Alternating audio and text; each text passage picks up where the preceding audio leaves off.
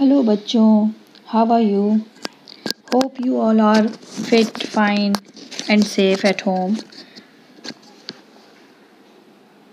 Today we are going to learn English poem 1.3 The Pilgrim.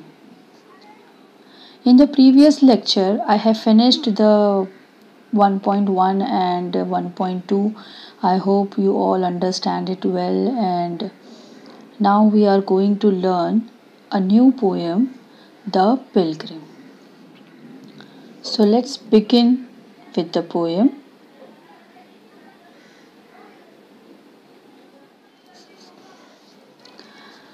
Students, this one is a wonderful poem.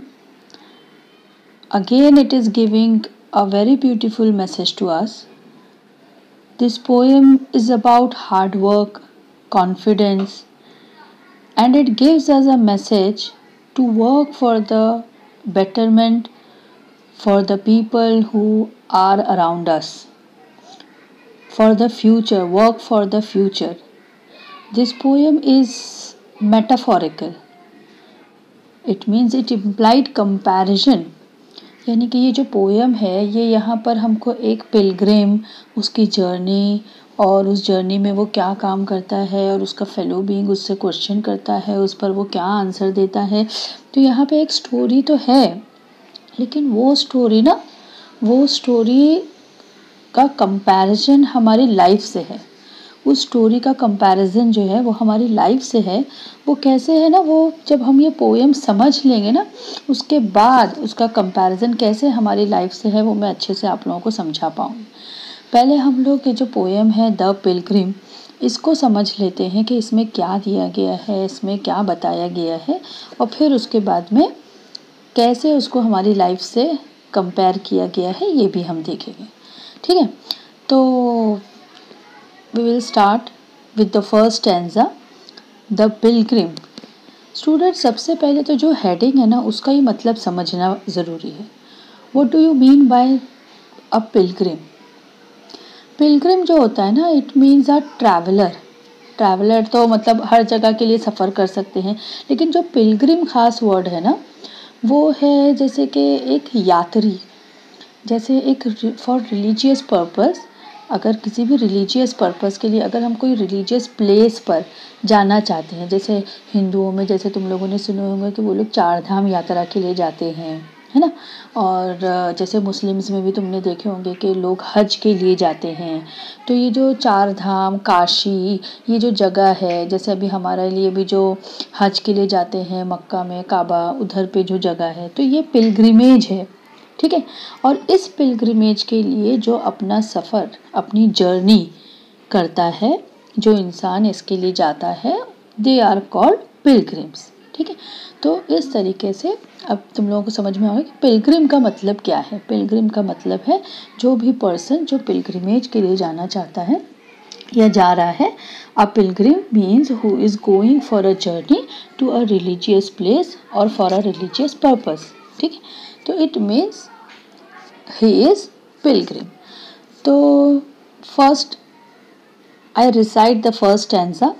A pilgrim going a lone highway came at evening cold and grey to a chasm deep and vast and wide. The old man crossed in the twilight dim. The chasm had no fear for him, but he paused when he reached the other side and built a bridge to span the tide. क्या होता है यहाँ पे? A pilgrim going a lone highway. Highway रास्ता जो है alone है। अब रास्ता अलोन है का मतलब क्या? रास्ता, loneliness is a human quality. ठीक है, अब रास्ता अकेला होना मतलब the road which is deserted, it means वहाँ पर कोई नहीं है, नो वन इज देयर। वो जो हाईवे है जिस रास्ते पे वो चला जा रहा है, नो वन इज देयर। तो अब पिलग्रिम, एक जो यात्री है वो अकेला तन्हा उस रास्ते पर चला जा रहा है। केम at evening cold and grey. चलते चलते अब जब शाम हो चुकी है, तो जब शाम हो चुकी है तो वो कैसी है, बिल्कुल कोल्ड एंड ग्रे। तो यहाँ पे कोल्ड मतलब जैसे शाम का जो मौसम होता है वो ऐसी एटमॉस्फेयर एकदम कूल हो जाता है। तो अब वो तो एकदम डेजर्टेड प्लेस पर है, वहाँ पे कोई भी नहीं है, सुनसान रास्ते पे चला जाए तो वहाँ पे ठंडी बढ़ गई है, यानी कड़ाके की ठंडी है। एंड ग्रे यानी बिल्कुल डल डल है। और इस जैसे शाम का वक्त होता है जो बिल्कुल डल होता है, तो वैसा वक्त जो है अब आ गया है। चलते चलते चलते चलते शाम का वक्त आ चुका है। To a chasm deep and vast and wide. Here chasm means a deep steep gap in the earth's surface. Rewind जिसको हम लोग खाई बोलते हैं, यानी चलते चलते चलते जो पहाड़ों के रास्ते वो चला जा रहा है और वहाँ आगे उसको एक खाई मिल जाती है, एक वैली, एक खाई मिल जाती है जो कि बहुत ही डीप, बहुत ही वास्ट, बहुत ही वाइड है, यानी बहुत गहरी है, बहुत बड़ी है और बहुत ही अंदर। तो यहाँ पर ना ये वास्ट और वाइड ये सेम मीनिंग्स है, लेकिन सिर्फ अपना एक पोएटिक इफेक्ट डालने के लिए पोएट ने यहाँ पर हमको उसको बड़ा चढ़ा के बताया, to a chasm deep and vast and wide. ठीक है, तो जो चैज़म है, जो खाई है, वो बहुत ही गहरी है, बहुत ही बड़ी है। The old man crossed in the Twilight dim.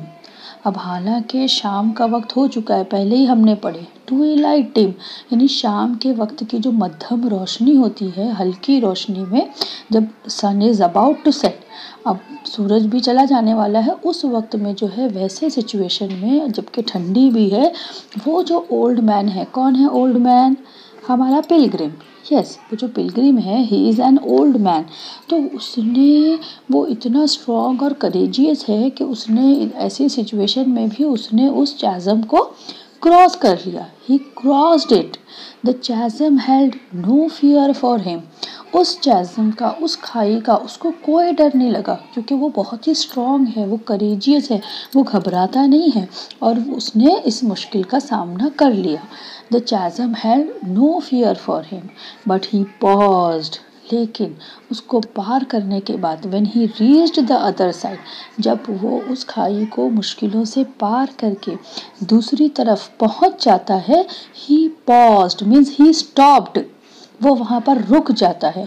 क्यों रुक जाता है, उसको तो आगे बढ़ जाना चाहिए था, लेकिन फिर भी वो रुक जाता है। And build a bridge to span the tide. वो वहाँ पे रुक के उस खाई के ऊपर एक ब्रिज बनाना शुरू कर देता है। समझ में आ रहा है कि वो क्या, क्यों वहाँ पर ब्रिज बनाना शुरू कर देता है। To span the tide means go across the tide. उस रास्ते को पार करने के लिए वो वहाँ पर खड़े होकर ब्रिज बनाना शुरू कर देता है। अब हालांकि उसने तो उसको पार कर लिया, उसको तो अपने रास्ते आगे बढ़ जाना चाहिए था, लेकिन फिर भी वो रुक के जो है वहाँ पर ब्रिज बनाना शुरू कर देता है। समझ में आया। अब देखो मैं ना इस स्टैंजा को कुछ पिक्चर्स के थ्रू आप लोगों को समझाने की कोशिश करती हूँ। I hope it will become more clear to you. See here, here is your pilgrim, a pilgrim going alone highway. दिखाई दे रहा है कि वो जो है तन्हा अकेले रास्ते पर चला जा रहा है। The place which is deserted, there is no one. ठीक है, वो पिलग्रिम जो है चला जा रहा है। A pilgrim going alone highway came at evening cold and grey. और चलते चलते चलते चलते जो है शाम हो गई है, और शाम में बिल्कुल ठंडी और डलनेस बढ़ गई है। To a chasm deep and vast and wide. See here, here is your chasm. chasm जो बिल्कुल गहरी खाई है, बहुत ही बड़ी, बहुत ही गहरी खाई है।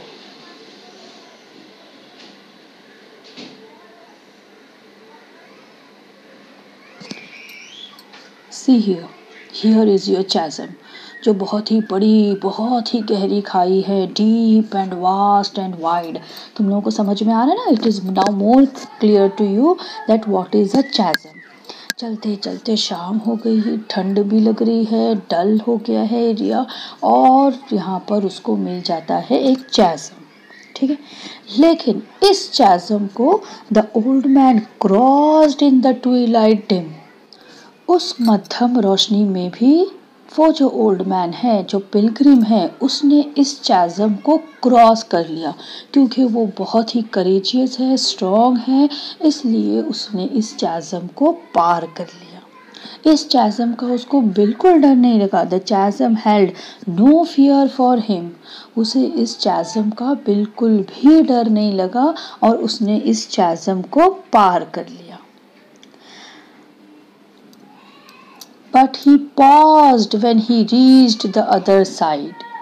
जब वो पार कर लेता है उसके बाद वो रुक जाता है। He paused when he reached the other side and built a bridge to span the tide. और ब्रिज बिल्ड करना शुरू कर देता है उस चैज़म को, उस टाइड को क्रॉस करने के लिए। अब वो ऐसा क्यों करता है, किस लिए करता है, ये देखो आगे एक फेलो पिलग्रिम उसको मिल जाता है जो उससे पूछता है। आई होप कि यहाँ पर ये फर्स्ट स्टैंजा आप लोगों को मोर क्लियर हो गया होगा, बहुत ज़्यादा अच्छे से समझ में आ गया होगा। अभी एक एक लाइन जो है अब आप लोगों के लिए बिल्कुल क्लियर है कि चैज़म क्या है और कैसे उस पिलग्रिम ने जो है, पिलग्रिम क्या है और उसने कैसे उस चैज़म को क्रॉस कर लिया और क्रॉस करके अब वो उस पर एक ब्रिज बना रहा है। ठीक है, now the next stanza. See the second stanza. Old man, said a fellow pilgrim near, why waste your time in building here? Your journey ends with the close of the day. You never again will pass this way. You have crossed the chasm deep and wide. Why build ye here to at even tide? अब क्या होता है कि जब वो bridge बना रहा होता है तो वहाँ पे उसको एक और यात्री, एक और पिलग्रिम मिल जाता है। अब जैसा कि हमने देखे कि ये पिलग्रिम तो बहुत ही हार्ड वर्किंग है, बहुत ही करेजियस है और ये पार करने के बाद रुक कर ब्रिज बनाने लगता है। लेकिन जब फेलो पिलग्रिम मिलता है, ये हमको बेचारा थोड़ा सा कंफ्यूज, थोड़ा सा पजल्ड दिख रहा है और थोड़ा ये जो है इसकी सोच वहाँ तक नहीं पहुँच पा रही है कि ये पिलग्रिम क्यों रुक कर ब्रिज बना रहा है। तो वो उससे पूछ लेता है। Old man, said a fellow pilgrim near, उसने पूछा, old man, why waste your time in building here? तुम ये ब्रिज बनाने में अपना टाइम क्यों वेस्ट कर रहे हो? Why waste your time in building here? Your journey ends with the close of the day. तुम्हारी जो जर्नी है, तुम्हारा जो सफ़र है, वो तो अभी दिन ख़त्म हो जाएगा तो वो भी ख़त्म हो जाएगी। Close of the day यानी दिन जो है अब जैसे ही ख़त्म हो जाएगा तो तुम्हारी जर्नी भी पूरी हो जाएगी। तुम आगे बढ़ जाते, चले जाते तो तुम्हारी जर्नी भी पूरी हो जाती। You never again will pass this way, इस रास्ते से, दिस वे मतलब इस रास्ते से तुमको कभी भी वापस नहीं आना है। यू नेवर मतलब कभी नहीं, again will pass this way इस रास्ते से नहीं आओगे। You have cross the chasm deep and wide, तुमने इतनी गहरी, इतनी बड़ी खाई को पार कर लिया है। Y build ye here at even Tide, तो फिर इतनी शाम में खड़े होकर तुम क्यों ये बिल्ड कर रहे हो। Ye is an archaic word which means you, यानी वाई बिल्ड ये तुम क्यों बना रहे हो। हियर यहाँ पे, at even Tide means at late evening, इतनी शाम हो चुकी है, रात होने को आ चुकी है, तो तुम खड़े होकर ये ब्रिज क्यों बना रहे हो। See here is our fellow pilgrim, ये जो फेलो पिलग्रिम है बेचारा ये बहुत ही कंफ्यूज्ड है, ये बहुत ज़्यादा कंफ्यूज है कि ये पजल्ड है कि ये पिलग्रिम जो है ये खड़े होकर ब्रिज क्यों बना रहा है, इसके पीछे इसकी क्या सोच है, जबकि इस रास्ते से उसको कभी भी वापस नहीं आना है और उसने इतनी गहरी, इतनी बड़ी खाई को जब पार कर लिया है तो फिर इसको क्यों ये खड़े होकर ब्रिज बना रहा है, वो भी इतने शाम के वक्त में। ठीक है, now next stanza.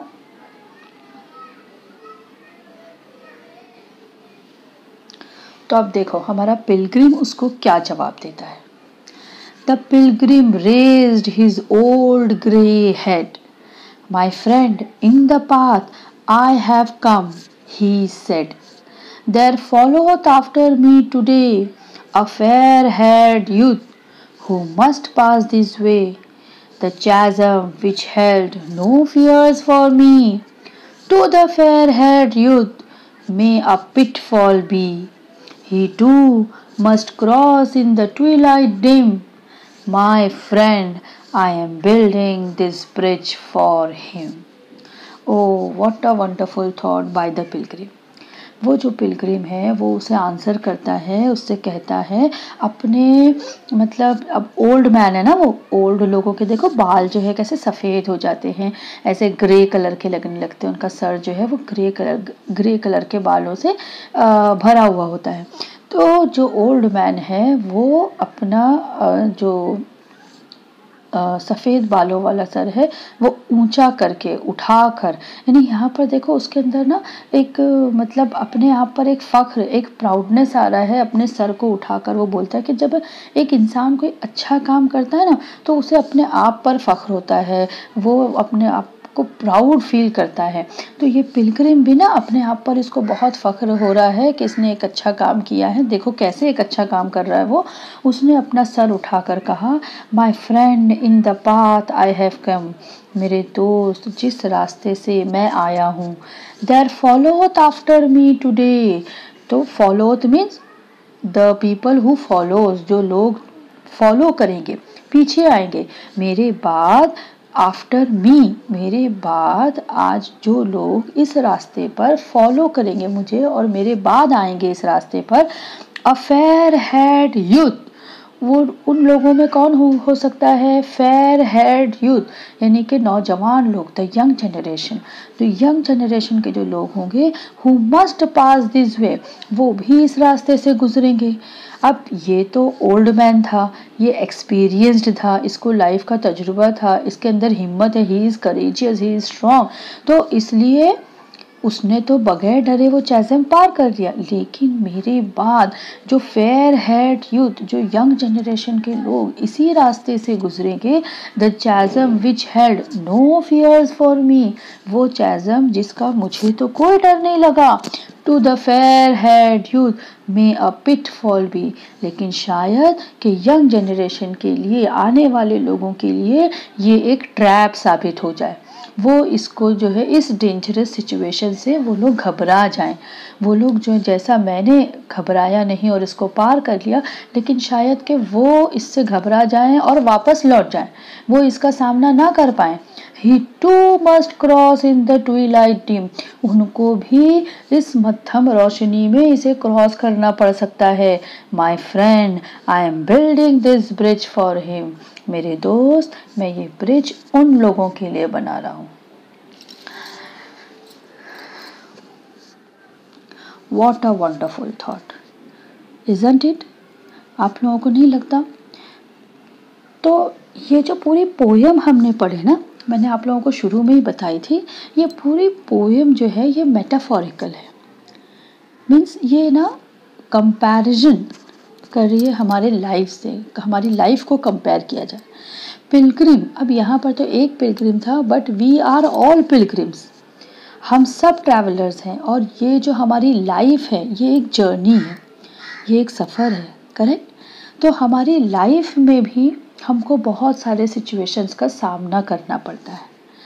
A pilgrim going a lone highway, यानी यहाँ पर एक पिलग्रिम जो एक ड्यूटीफुल पर्सन है, लाइफ में जो वो लोग जो अपने फ़र्ज़ अदा करते हैं, अपनी जिम्मेदारियाँ पूरी करते हैं, ड्यूटीफुल पर्सन्स, तो वो लोग जो होते हैं ना, वो अपनी ड्यूटीज़ में वो सिर्फ अपने लिए काम नहीं करते हैं, अपने लिए हार्डवर्क नहीं करते हैं, वो दूसरों का भी ख्याल रखते हैं, दूसरों के बारे में भी सोचते हैं। तो यहाँ पर जो हमारा पिलग्रिम है उसको कंपेयर किया गया है एक ड्यूटीफुल पर्सन से, जो बहुत ज़िम्मेदार होते हैं, जो अपने फ़र्ज़ पूरे करते हैं। केम एट इवनिंग, शाम हो जाना, यानी हमारी लाइफ में जब बुढ़ापा आ जाता है, हम बूढ़े हो जाते हैं, ठीक है, उस टाइम पे हमारे लिए सिचुएशंस और क्रिटिकल हो जाती हैं। तब जो है ही केम एट अ चैज़म, अब यहाँ पर जो खाई है ना, खाई को कंपेयर किया गया है लाइफ की डिफ़िकल्ट सिचुएशंस से, लाइफ की प्रॉब्लम्स से, जो बहुत से लोगों को अभी हर किसी को अपनी अपनी लाइफ में कुछ ना कुछ प्रॉब्लम होती ही है, ठीक है। तो लाइफ की प्रॉब्लम्स से जो है उसको कंपेयर किया गया है चैज़म को। लेकिन ये पिलग्रिम कैसा था, ये तो बहुत ही करेजियस और हिम्मत वाला था। तो वैसे ही लाइफ में भी जो लोग स्ट्रॉन्ग होते हैं, डिटर्मिनेंट होते हैं, जो बहुत ही अपने वर्क को लेकर, अपनी ड्यूटीज़ को लेकर हार्ड वर्किंग होते हैं, तो वो लोग जो है लाइफ की डिफ़िकल्टीज़ को पार कर लेते हैं। जैसे इस पिलग्रिम ने चैज़म को पार कर लिया। But he stopped. लेकिन अब देखो, लाइफ तो सभी की एक जर्नी है, सभी लोगों को बुढ़ापा आना है, सभी लोगों की लाइफ में डिफ़िकल्टीज आनी है और उनको स्ट्रांगली फेस भी करना है। लेकिन अब इनमें जो अच्छे लोग होते हैं वो उन सिचुएशंस से जब खुद बाहर निकलते हैं तो वो उसके लिए कोई एक ऐसा रास्ता बनाते हैं कि आगे जेनरेशन में जो और लोग आने वाले हैं उनको इस डिफ़िकल्ट सिचुएशन का सामना ना करना पड़े। उसके लिए लोगों की भलाई के लिए वो काम करते हैं, जो कि यहाँ पर इस पिलग्रिम ने किया। उसने ब्रिज बनाया।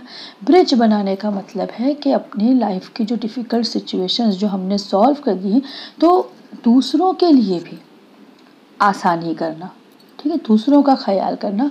तो इस पोएम से हमको ये बहुत ही ब्यूटीफुल मैसेज मिलता है कि हमको लाइफ में कभी भी सेल्फिश नहीं बनना है, हमको लाइफ में सेल्फलेसली दूसरों के लिए भी काम करना है। खुद हार्ड वर्क तो हम करेंगे, अपनी लाइफ में हम सक्सेस भी अचीव करेंगे, लेकिन वो सक्सेस हासिल कर लेने के बाद का जो एक इम्पॉर्टेंट ड्यूटी है इंसान की, दूसरों की मदद करना, दूसरों की हेल्प करना। तो यहाँ पे जो भी हेल्पफुल पर्सन होते हैं, जो दूसरों की मदद करते हैं, देखो अल्लाह भी उन्हीं को पसंद करता है। इसलिए जो है, और जब हम दूसरों की मदद करते हैं ना अपनी लाइफ में, हम जब कामयाब हो जाते हैं, सक्सेसफुल हो जाते हैं, तब तो हमको अच्छा लगता ही है ना, हम हैप्पी रहते हैं। लेकिन वो जो एक फीलिंग है अंदर कि जिस जहाँ पर हम दूसरों की मदद करते हैं, दूसरों के लिए कोई काम करते हैं, तो अपने अंदर ना अपने आप को हम बहुत बड़ा महसूस करते हैं, अपने आप पर फ़ख्र होता है।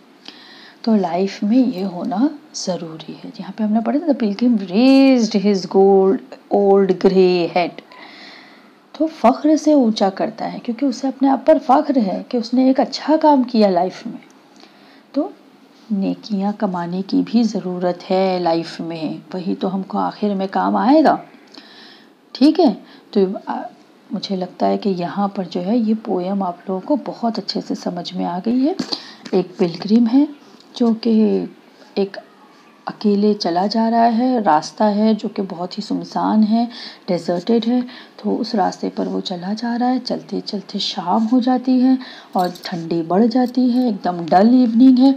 उस वक्त जो है उसे एक चैज़म मिलता है जो बहुत ही गहरा और बहुत ही बड़ी है, और उस चैज़म को लेकिन वो फियरलेसली पार कर लेता है। अब पार करने के बाद यहाँ पर वो आगे नहीं बढ़ जाता है, वो रुक जाता है और उस चैज़म पर एक ब्रिज बिल्ड करना शुरू करता है। तो जो फेलो पिलग्रिम एक उसको मिलता है वहाँ पर, वो कंफ्यूज हो जाता है, ही इज़ वेरी थॉटलेस, उसकी इतनी सोच जाती नहीं। देखो यहाँ पर ना एक अच्छे इंसान और जो एक अच्छा इंसान नहीं है उसका फ़र्क भी बताया गया कि पिलग्रिम है तो उसकी सोच ऐसी है कि उसने दूसरों के बारे में सोचा, लेकिन जो फेलो पिलग्रिम है ना उसकी सोच वहाँ तक जा ही नहीं रही।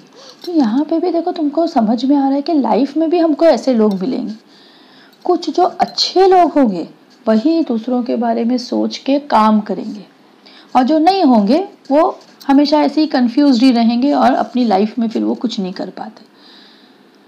तो अब यह आपको डिसाइड करना है कि आपको कैसे बनना है, आपको अच्छा इंसान बनना है, आपको सेल्फलेसली लोगों के लिए काम करना है, और आपको अपनी लाइफ में दूसरों की मदद करनी है, ठीक है।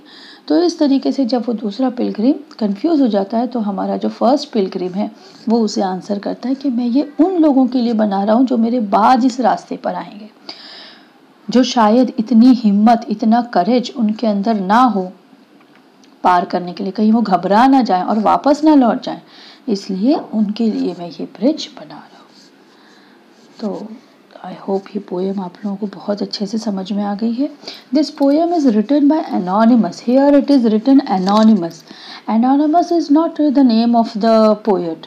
It means the name of the poet is unknown. यानी जो पोएट है जिन्होंने ये वंडरफुल ब्यूटीफुल पोएम लिखे हैं वो अपना नाम नहीं शो करना चाहते हैं. That's why here it is written anonymous. Okay, understood. Let's do the workshop of this poem. The first question is, pick out words from the poem to fill in the web diagram. They should be related to the theme in the web. It means यानी यहाँ पर तुमको एक word दिया गया है इस web में, उससे रिलेटेड जो वर्ड्स पोएम में आए हैं वो तुमको यहाँ पर लिखना है. 4 ऑप्शन दिया गया है, 4 ऑप्शन लिखना है. First word is travel. Travel करना. तो ट्रैवल से रिलेटेड कौन से वर्ड्स हमारे पोएम में आए हैं? तो let's see on the poems page. Here we had a word pilgrim, है ना. Pilgrim is related to travel. Pilgrim वो जो ट्रैवल करता है, that's why pilgrim is a word. And the other word is highway, है ना. अब Pilgrim जाएगा तो किस पर जाएगा? हाईवे पे जाएगा. It is also related. Third word is bridge.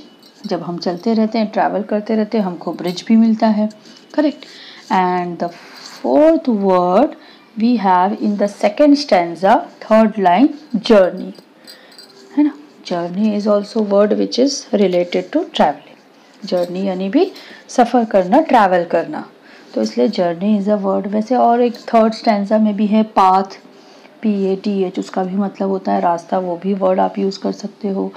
ठीक है. यहाँ पे वे दिया गया है, पास दिस वे, तो वे वर्ड भी आप यूज़ कर सकते हो. तो जी बहुत सारे वर्ड्स है पर कोई भी 4 वर्ड आपको लिखना है. So the first one is Pilgrim, second one is highway, third word is bridge and fourth word is journey. Now the second verb. Second web के लिए हमारे पास दिया गया है टाइम अराउंड सनसेट. सनसेट के नज़दीक में कौन सा टाइम है, उससे रिलेटेड कौन से वर्ड्स हैं poem. See here in the poem, in the second line it is given evening, है ना. टाइम अराउंड सनसेट, उसको हम इवनिंग कहते हैं. फिर फोर्थ लाइन में है ट्विलाइट, ट्विलाइट डिम. तो twilight is also related to the light in the evening. Evening में कैसी लाइट होती है? मध्यम रोशनी होती है. Twilight dim. And see here in second stanza third line, close of the day. close of the day, दिन जब ख़त्म होता है तब भी शाम होती है. it's the time around sunset. and the last line of second stanza, eventide. eventide is also means late evening. तो late evening is related to the time around sunset. so we have 4 words. first is evening, second is twilight, third one is close of the day and fourth one is eventide. Now the second question is, the entire poem is metaphorical, जो मैंने बता चुकी हूँ आप लोगों को. It is implied comparison. तो किसको किससे कंपेयर किया गया है वो यहाँ पर हमको मैच द फॉलोइंग में करना है. पिलग्रिम, है ना. पिलग्रिम कौन है? A dutiful person. Means first one का आंसर है F, a dutiful man, a dutiful person. Second one is journey. Journey is related to life, है ना. तो सेकेंड वन का आंसर है C, क्योंकि जर्नी लाइफ की जो जर्नी है उससे यहाँ पर रिलेट किया गया है, कंपेयर किया गया.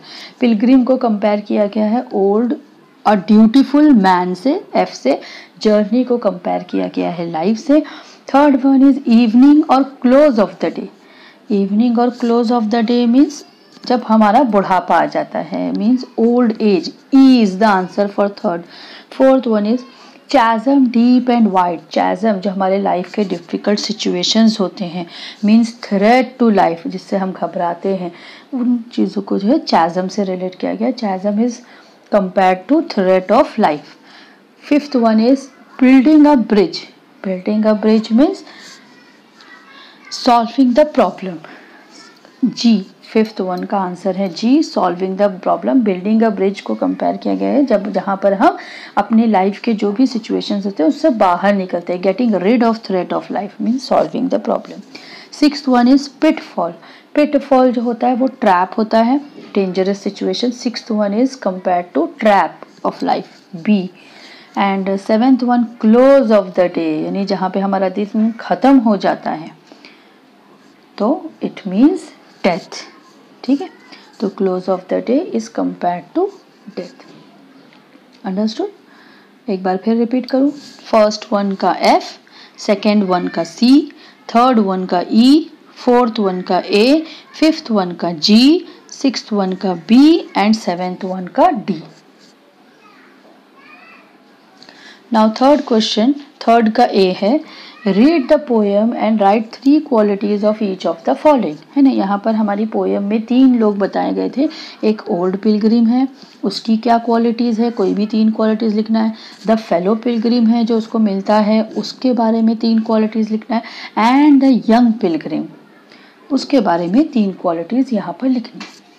तो जो हमारा ओल्ड पिलग्रिम है उसकी तो बहुत सारी क्वालिटीज़ यहाँ पर हमको समझ में आ रही हैं, पर जो मेन हमको समझ में आ रहा है कि वो ओल्ड भी है और एक्सपीरियंस्ड भी है ना।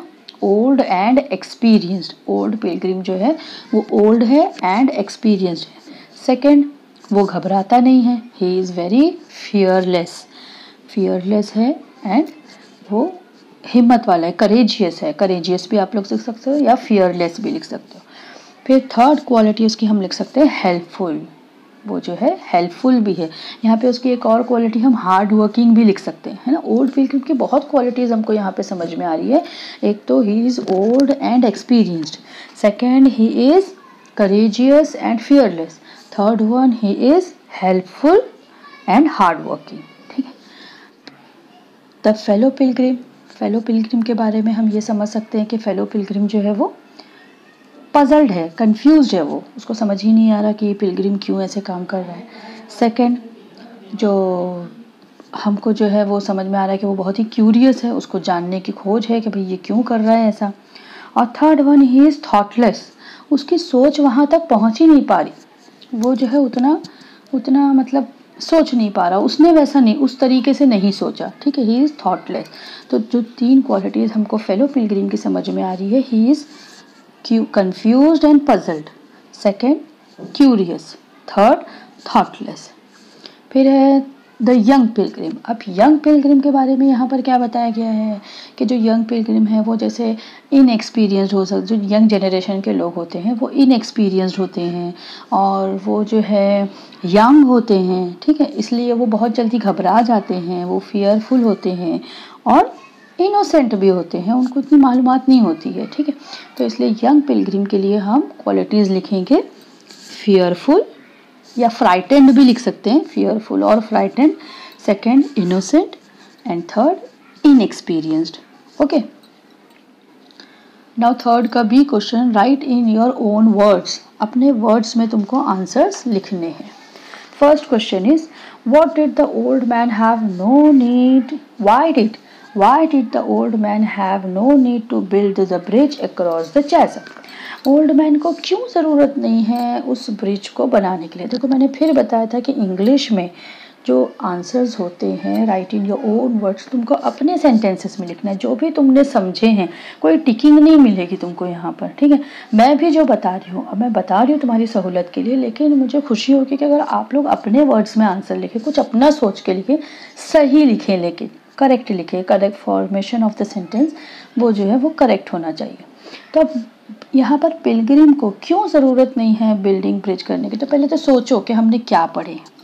उसको इसलिए ज़रूरत नहीं कि एक तो उसने इतनी जो गहरी खाई है उसने उसको अपनी हिम्मत से पार कर लिया है। ठीक है, अब पार करने के बाद हमको पता है कि वो इस रास्ते से कभी वापस नहीं आने वाला है, तो इसीलिए उसको ज़रूरत नहीं है ब्रिज बनाने की। ठीक है, तो यही हम अपने आंसर को सेंटेंस में फ्रेम करते हैं। The old man had no need to build the bridge across the chasm because he had already passed the chasm. because he had already passed the chasm and he himself will never ever cross that way again. And he himself will never ever cross that way again. Understood? Now next question. What explanation did he give to the fellow pilgrim for his thoughtful deed? जो इसके thoughtful deed है उसके लिए उसने अपने fellow Pilgrim को क्या explanation दिया, क्या रीज़न बताया उसने कि वो क्यों ब्रिज बिल्ड कर रहा है. तो he gave the explanation to the fellow pilgrim for his thoughtful deed that though he had already passed the chasm, but after him there was a fair-haired youth who was about to pass that way, and however the young man may be afraid of it, and the chasm may be a pitfall for him, so he is building the bridge to help the youth. Correct. यानी यहाँ पर हमारा मतलब वही है जो हमने समझे हैं वही हम लिख रहे हैं कि अब उसने तो वो रास्ता पार कर दिया और उसको उससे कोई डर नहीं लगा, लेकिन जो फेयर हेड यूथ, जो यंग जनरेशन के लोग हैं, वो शायद उसके बाद इस चैज़म को पार करने में डरें और इससे उनको घबराहट हो, तो इसलिए उनके लिए वो ब्रिज बिल्ड कर रहा है.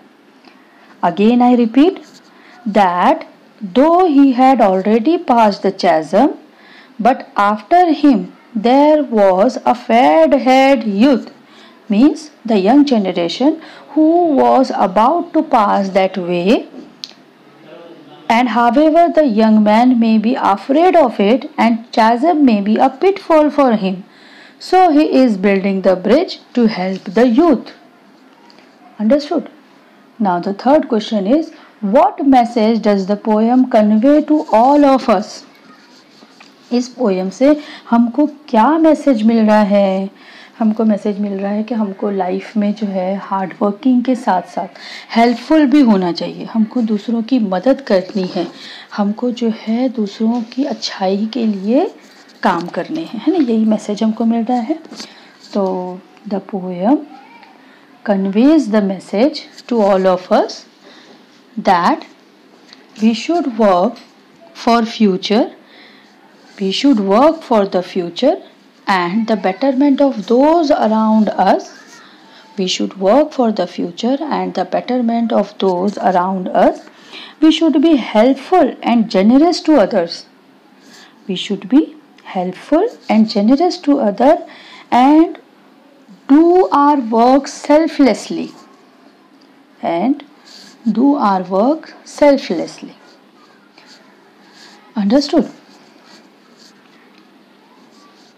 Next question is note the rhyming words in the first stanza. अब ये देखो, हमने जो फर्स्ट पोएम पढ़े थे ना, उस फर्स्ट पोएम में हमको कोई भी राइमिंग वर्ड नहीं मिला था. The poem is in free words, there is no rhyming scheme in 1.1 a time to believe, हम पढ़ चुके थे.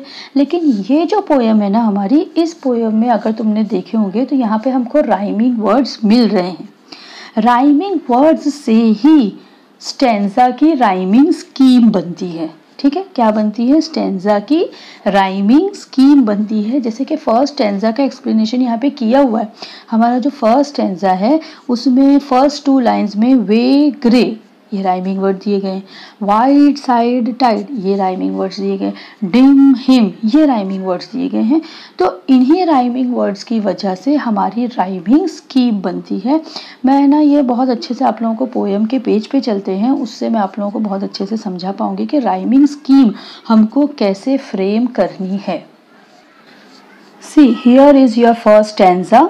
A pilgrim going a lone highway came at evening cold and grey to a chasm deep and vast and wide. The old man crossed in the twilight dim. The chasm had no fear for him, but he paused when he reached the other side and built a bridge to span the tide. अब अगर इस poem के last words, rhyming words क्या होते हैं, जैसे देखो first line का लास्ट वर्ड है वे एंड सेकेंड लाइन का लास्ट वर्ड है ग्रे. ठीक है, तो वे और ग्रे ये राइमिंग वर्ड है. फिर थर्ड लाइन में लास्ट वर्ड है वाइड, सिक्स्थ लाइन देखो, सिक्स्थ लाइन में लास्ट वर्ड है साइड और सेवेंथ लाइन में लास्ट वर्ड है टाइड।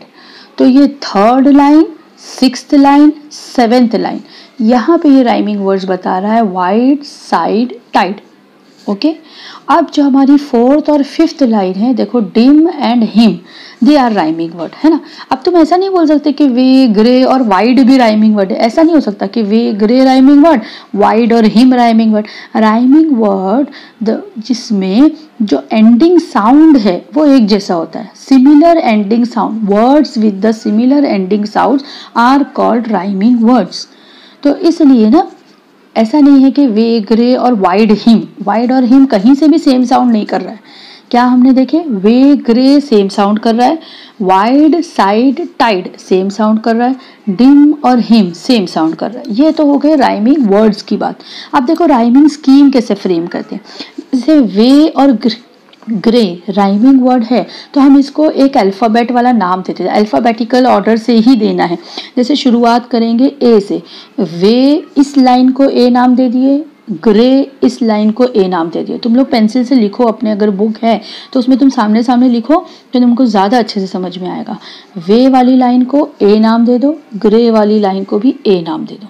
फिर वाइड, साइड और टाइड, ये तीनों लाइन को बी नाम दे दो। अब सेकेंड अल्फाबेट बी होता है ना ए का बाद, तो उसके बाद वाले जो राइमिंग वर्ड्स है उनको बी नाम दे दो। तो थर्ड लाइन वाइड वाली जो है उसको बी नाम देंगे।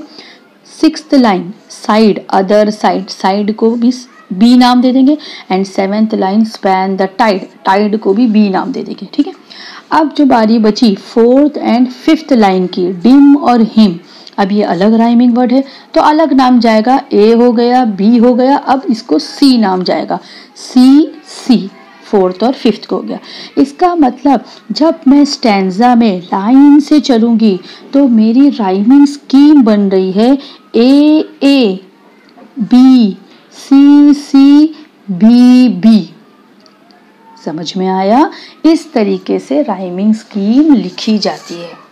हमको जो है लाइन से, जो हमारे राइमिंग वर्ड्स के हिसाब से हमने नाम दिए हैं उनको लाइन से, first line, second line, third line, fourth line, fifth line, sixth line, seventh line, हमको उस हिसाब से नाम देना है। A, A, B, C, C, B, B. Now see the second stanza. Old man, said a fellow pilgrim near, why waste your time in building here?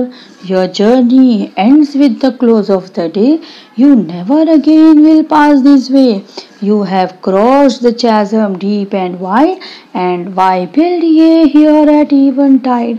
अब अगर इस पैराग्राफ में तुम देख रहे हो तो जो फर्स्ट और सेकेंड लाइन है, नियर, हियर, राइमिंग वर्ड्स है। लेकिन ये नियर, हियर क्या ऊपर के स्टेंजा में किसी से राइम कर रहे हैं क्या? नहीं कर रहे हैं, इसलिए अब हम इसको एक नया नाम देंगे। यानी ऊपर हमारे नाम क्या हो चुके हैं, ए हो चुका है, बी हो चुका है, सी हो चुका है, तो अब हम इसको नाम देंगे डी, डी। ठीक है, नियर, डी, हियर, उसको भी नाम दे दिए डी। फिर है फोर्थ और फिफ्थ, थर्ड और फोर्थ लाइन, डे, वे, तो क्या डे और वे ऊपर के स्टेंजा में किसी से राइम कर रहे हैं क्या? यस, फर्स्ट और सेकेंड लाइन से राइम कर रहे, वे एंड ग्रे। तो उसको हमने क्या नाम दिए थे, ए, ए दिए थे। सेम नाम जो है हम यहाँ पर देंगे डे और वे को, ए, ए। फिर लास्ट है वाइड और टाइड, ये ऊपर के स्टेंजा में किसी से राइम कर रहे हैं क्या? यस, साइड, टाइड, ये है ना ऊपर भी, तो वाइड और टाइड उसी से राइम कर रहे हैं। उसको हमने क्या नाम दिए थे, बी, तो इसलिए इस लाइन को भी हम क्या नाम देंगे, बी। तो इस तरीके से अगर लाइन से जाओ स्टैंजा में तो हमारे सेकेंड स्टैंजा की राइमिंग स्कीम हो जाती है D, D, A, A, B, B, D, D, A, A, B, B. Understood? अब थर्ड स्टैंजा पर चलते हैं। See, here is your third stanza. अब इसके राइमिंग वर्ड्स देखो, had, said, today, way, me, be, dim, him. अब अगर तुम इसको देखोगे तो क्या हैड और सेड फर्स्ट और सेकंड स्टैंजा में किसी से राइम कर रहे हैं क्या? नहीं। तो इसलिए का मतलब है कि इसको अब एक नया नाम देना पड़ेगा, यानी हमारा ए हो चुका है, बी हो चुका है, सी हो चुका है, डी हो चुका है। अब हम इसको नाम देंगे ई। फिर थर्ड और फोर्थ लाइन टुडे और वे, क्या इसमें किसी को राइमिंग, ये राइमिंग वर्ड पहले हम ले चुके हैं क्या? यस। फर्स्ट स्टैंजा में फर्स्ट सेकंड लाइन वे ग्रे राइमिंग वर्ड से टुडे और वे राइम कर रहे हैं, इसलिए हम इसको सेम नाम देंगे ए। ठीक है। फिर है फिफ्थ और सिक्स्थ लाइन मी बी, क्या ये किसी से राइम कर रहे हैं? नहीं। तो यानी इसको नया नाम देना पड़ेगा। अब हमारा ए हो चुका है, बी हो चुका है, सी हो चुका है, डी हो चुका है, ई हो चुका है, तो अब हम इसको नाम देंगे एफ। और डिम और हिम, क्या ये किसी से राइम कर रहे हैं? यस। ये तो अभी हमने ऊपर किए थे ना फर्स्ट स्टैंजा में, डिम और हिम, उसको सेम नाम देंगे सी। यानी थर्ड स्टैंजा की तुम्हारी राइमिंग स्कीम बन जाती है ई ए एफ सी। फिर से I repeat E A F C. तो इस तरीके से जो है एक पोएम में हम राइमिंग स्कीम बनाते हैं, और ये कंपलसरी क्वेश्चन पेपर में भी आता है, तुमको राइमिंग स्कीम स्टैंजा की लिखनी पड़ती है, तो ये इस तरीके से लिखी जाएगी। सी द फोर्थ क्वेश्चन, उसमें तुम्हारा जो फर्स्ट स्टैंजा है उसकी राइमिंग स्कीम दी गई है ए बी सी बी। ठीक है। अब इसी हिसाब से तुमको सेकंड और थर्ड स्टैंजा की राइमिंग स्कीम लिखनी है, जो मैं तुम लोगों को बता चुकी हूँ। अब बारी आती है फिगर्स ऑफ स्पीच की। Find 2 lines that contain inversion, और उसी के नीचे दिया गया है pick out 1 line each that contain the following figure of speech, tautology, personification, interrogation. अब देखो पर्सोनिफिकेशन तो हम सीख चुके हैं, हमको पता है कि एक नॉन ह्यूमन बीइंग को जब ह्यूमन क्वालिटी प्रोवाइड की जाती है तो that figure of speech is called personification. लेकिन अब ये इन्वर्जन, टॉटोलॉजी और इंट्रोगेशन क्या है, ये अब पहले हम सीखेंगे और उसके बाद अपने पोएम्स में ये चारों की लाइंस फाइंड आउट करेंगे, और यहाँ पे तुम्हारा ये लेसन भी खत्म हो जाता है। ठीक है। अब ये चीज़ मैं आप लोगों को समझा देती हूँ, इसको समझ लेंगे अच्छे से, ध्यान से। See on the first page of the poem जहाँ पे स्टार्ट हो रही है उससे पहले के पेज पे आपको ये तीनों फिगर्स ऑफ स्पीच की डेफिनेशन और विथ एग्जाम्पल्स जो है आप लोगों को बताया गया है, एक्सप्लेनेशन दिया गया है, तो हम लोग सीखते हैं। तो टॉटोलॉजी क्या होता है कि जब poet for the special poetic effect एक ही लाइन में 2 ऐसे वर्ड यूज करता है जो कि they are similar in meaning, जो सिनोनिम्स है, जिनका मतलब एक ही है, लेकिन फिर भी for the special poetic effect poet वो दोनों वर्ड अलग अलग वर्ड हैं लेकिन दोनों का मीनिंग सेम है, उसको वो यूज कर रहा है, तो that figure of speech is called tautology. Here is the definition, if 2 or more words in the same line convey the same meaning, the figure of speech in that line is called tautology. See the example, it brought joy and cheer। अब joy का मतलब भी happiness, cheer का मतलब भी happiness, दोनों का same meaning है लेकिन फिर भी पोएट यूज कर रहा है it brought joy and cheer, तो this figure of speech is tautology. They groaned with aches and pains, pain यानी भी तकलीफ, एचेस यानी भी तकलीफ, दुख, तकलीफ, तो इस तरीके से 2 सिमिलर मीनिंग वाले वर्ड्स को जब एक ही लाइन में यूज किया जाता है that figure of speech is called tautology. Second है इन्वर्जन। इन्वर्जन में क्या होता है कि for the special poetic effect poet अपना जो सेंटेंस का फॉर्मेशन है उसको चेंज कर देता है, जो करेक्ट फॉर्मेशन है उससे अलग, या फिर समझ जाओ एक राइमिंग स्कीम बनाने के लिए, राइमिंग वर्ड पोएम में लाने के लिए वो क्या करता है, वर्ड्स को आगे पीछे कर देता है, जो करेक्ट फॉर्मेशन है उससे हटा के वर्ड्स को आगे पीछे करके वो इनकरेक्ट ऑर्डर में सेंटेंस लिखता है for the special poetic effect या for the rhyming words, for using the rhyming words. तो इस तरीके का जो चेंज पोएट करता है लाइन में that figure of speech is called inversion. See the explanation. Poet often changes the proper grammatical order of words in the line of a poem in order to make the lines rhyme or to emphasize upon something. The figure of speech in such line is called inversion or anastrophe. उसको एनास्ट्रॉफी भी बोलते हैं, लेकिन usually हम inversion word ही use करते हैं, ठीक है। अब देखो एग्जाम्पल से ना तुमको ज्यादा अच्छे से समझ में आएगा। अप केम द सन, अब ये करेक्ट ऑर्डर है क्या? Up came the sun? No, the correct order is the sun came up, है ना, ये होना चाहिए था ना। करेक्ट ऑर्डर क्या होना चाहिए था? The sun came up. लेकिन फिर भी अपनी पोएटिक इफेक्ट के लिए पोएट क्या बोल रहा है? Up came the sun, order change कर दिया। समझ में आ रहा है? जैसे second line, down the hill it flowed, down the hill it flowed, ये करेक्ट ऑर्डर है क्या? करेक्ट ऑर्डर क्या होना चाहिए? It flowed down the hill. लेकिन अपने पोएटिक इफेक्ट के लिए वो अपने सेंटेंस को अदल बदल कर दे रहा, वर्ड्स का जो फॉर्मेशन है उसको अदल बदल कर दे रहा। तो when words are not in correct prose, words are not in correct order, that figure of speech is called inversion. देखो सिंपल स्टेटमेंट जो है इन्वर्जन की वो यही है कि the words are not in correct order, that figure of speech is called inversion। तो जब भी तुम एग्जाम्पल्स फाइंड आउट करेंगे तो एग्जाम्पल्स में तुमको ये बताना पड़ेगा कि उन सेंटेंसेस का करेक्ट ऑर्डर क्या है। जैसे अगर तुम टॉटोलॉजी बता रहे हो तो तुमको बताना पड़ेगा कि कौन से दो वर्ड है जो सिमिलर मीनिंग है। ओके, थर्ड है इंटरोगेशन। ये तो सबसे इजी, जैसे एलिट्रेशन सबसे इजी होती है ना, वैसे ही इंटरोगेशन जो है मींस रिटोरिकल क्वेश्चंस, ये जो है सबसे इजी फिगर ऑफ स्पीच होती है। जिस बच्चे को किसी लाइन का मतलब नहीं भी समझ में आ रहा है वो भी इस फिगर ऑफ स्पीच को फाइंड आउट कर सकता है। Here the poet asked a question when a question is asked without expecting an answer to create a dramatic effect। अगर पोएट जो है अपनी पोयम की लाइंस में कोई क्वेश्चन पूछ रहा है तो क्वेश्चन तुमको समझना था, क्वेश्चन मार्क जहां पर है वो क्वेश्चन है, तो जहां पर भी क्वेश्चन मार्क है वो क्वेश्चन है। और जब भी पोएट क्वेश्चन पूछ रहा है without expecting an answer and to create a dramatic effect, that figure of speech is called interrogation. जैसे यहाँ पर क्वेश्चन पूछा हुआ है, what is this life if full of care, when can their glory fade. तो यहाँ पर question पूछा गया, that's why it is interrogation. अब यही तीन एंड प्लस पर्सोनिफिकेशन, चार फिगर ऑफ स्पीच हमको अपनी पोयम में ढूंढनी है और पोयम की लाइंस पिक आउट करके हमको एक्सप्लेन भी करना है कि ये फिगर ऑफ स्पीच क्यों है। See in the poem's line, first line, a pilgrim going a lone highway. मैंने तुम लोगों को शुरुआत में ही बताया, it is not the highway which is alone, loneliness is a human quality, लेकिन it is given to a highway. Highway human being है क्या? हाईवे ह्यूमन बीइंग है? नहीं, it's a non human thing.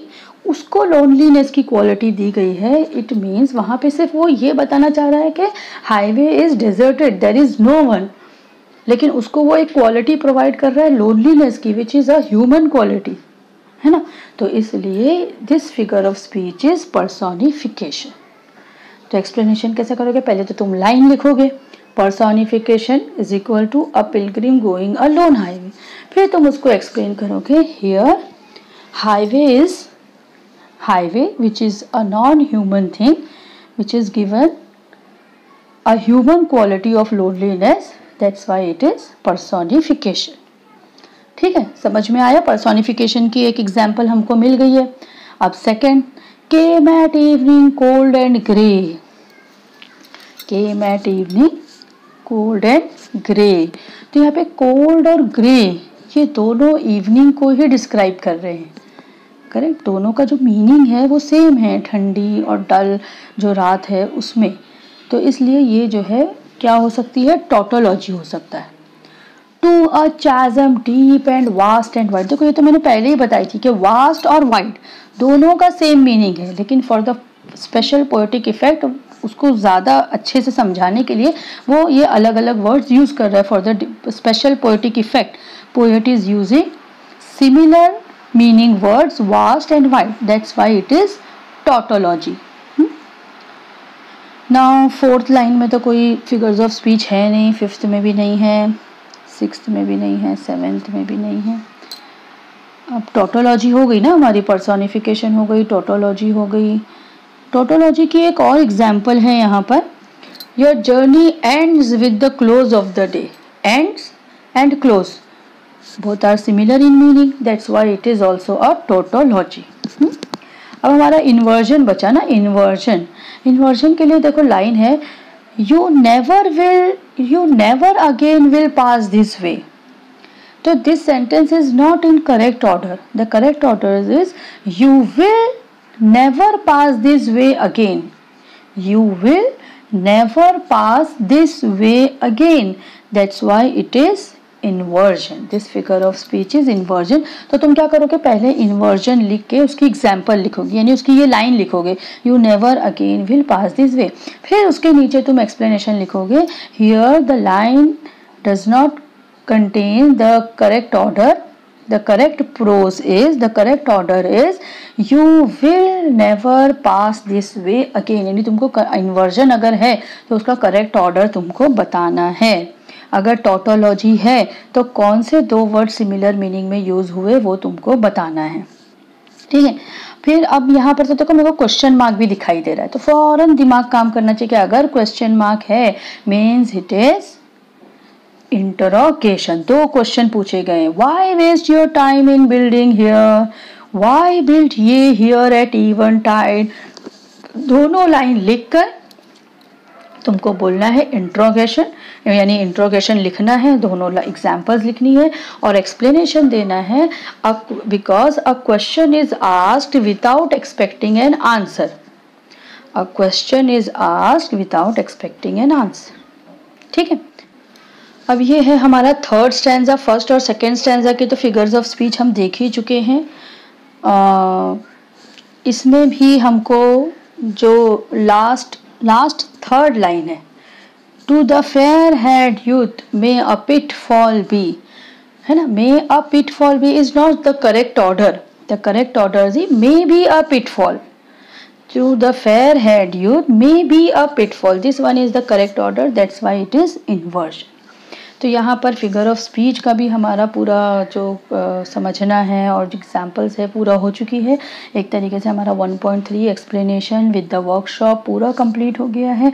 आप लोगों को पोयम को अच्छे से पढ़ना है, पढ़कर जैसा मैंने समझाई हूँ खुद अपने आप को ही समझाओ। तो ये चीज़ ना, जब तुम ये समझाने वाला काम खुद के लिए करोगे ना तो तुमको हमेशा याद रहेगा। यानी ऐसा नहीं होगा कि थोड़े दिन के बाद में तुम भूल जाओगे। ऐसा होता है ना कि हमने सुने पढ़े, फिर थोड़े दिन के बाद में पढ़ रहे तो कुछ याद नहीं आ रहा कि अरे भाई क्या पढ़े थे। तो जब तुम अभी इसके बाद में बैठ के अपनी सेल्फ प्रैक्टिस करोगे ना, तो ये जो लाइंस मैंने समझाई हूँ ये तुम अपने आप को ही बैठ के समझाओ। जैसे मैं तुमको समझा रही हूँ, तुम खुद को समझाओ इस चीज़ को। तो फिर तुमको हमेशा के लिए ये पोएम याद रहेगी, इसका एक्सप्लेनेशन याद रहेगा। इसके question answers neat and clean book में लिख कर याद करो अच्छे से और अच्छे से पढ़ाई करो। मुझे जो है बुक आप लोगों ने सबमिट करनी है मुझे बुक, और मैं चेक करूँगी बराबर से कि आप लोगों ने लिखे हैं या नहीं लिखे हैं। इसको लाइटली मत लो। अगर कुछ भी डाउट रहता है, कुछ भी आप लोगों को नहीं समझ में आता है तो अगेन आप लोग मुझसे पूछ सकते हो, अपने कमेंट्स के थ्रू भी पूछ सकते हो, या फिर अपने जो हमारा जो लाइव लेक्चर होता है उसमें भी आप पूछ सकते हो, ठीक है। तो बस पढ़ो अच्छे से, अभी टाइम है आप लोगों के पास में। हाँ, अच्छे से पढ़ो और अच्छे से लिखो। ओके, यहाँ पे जो है हमारा लेक्चर ख़त्म होता है। टेक केयर, बाय, अल्लाह हाफिज़।